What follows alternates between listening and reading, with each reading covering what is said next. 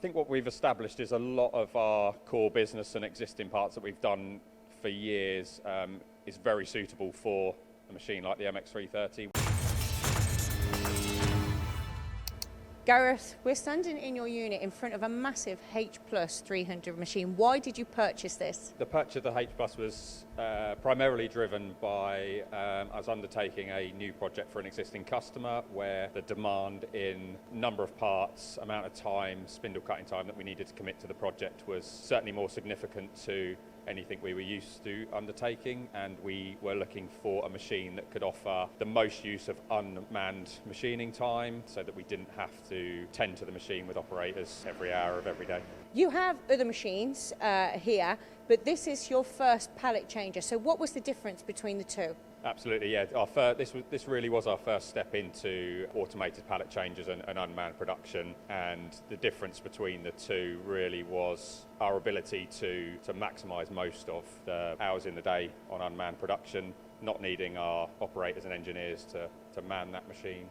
That sounds like a lot of hours and a lot of time, yeah, that the machine is running. Is it reliable to be running all that time? Absolutely, yeah. Once we've done our sort of daily maintenance routines, the spindle is happy to cut at 90-95% of available hours. So you've got no worries about that, and I guess that's why you purchased this other machine behind us as well. Absolutely, yeah. I think we'd proven with the purchase of the H-Plus that it was very reliable on running during those unmanned periods, and it gave us the confidence to start looking at how we could use what we'd learned from the H-Plus and apply that across many other of our products that we were doing on conventional machines, and hence the purchase of the MX330. Yeah, so talking about different parts, I see you have got different size parts. How easy is it to be able to pick and choose what parts go on this machine? I think what we've established is a lot of our core business and existing parts that we've done for years is very suitable for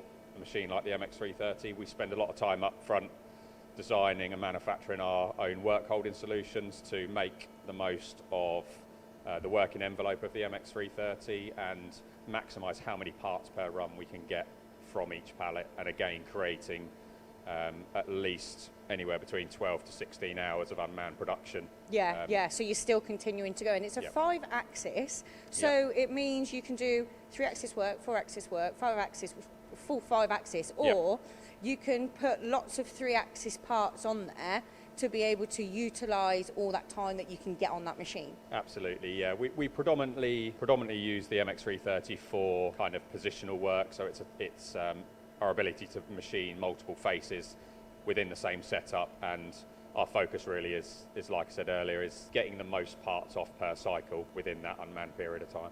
You're 3-axis and 4-axis over the road. 3-axis and 4-axis over Why? There, what has happened now that you've bought a 5th-axis? It's completely changed our outlook on all the machine parts that we do.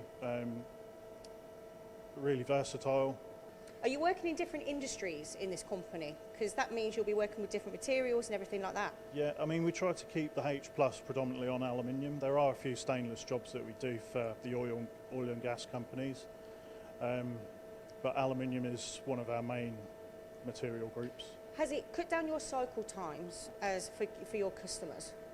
It's certainly cut down on the lead times, in that we can keep the machine running for 24/7 unmanned, and that's where we really see the benefits from it. Definitely, and you're creating your own work holding as well to go all onto the fixturing's machines? Bespoke, all designed in-house, manufactured in-house. So how does that help you, meaning you're not sourcing it out? Is it quicker?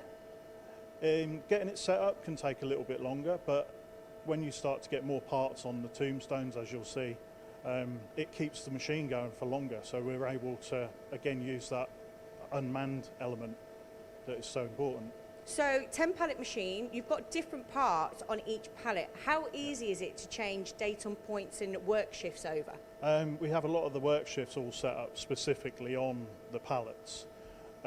As far as changing them over, it can take a little bit more time, but when we've got them set up on those pallets, they're all saved into the machine, and if we wanted to cycle through different pallets, we simply just turn them on and off on the pallet manager.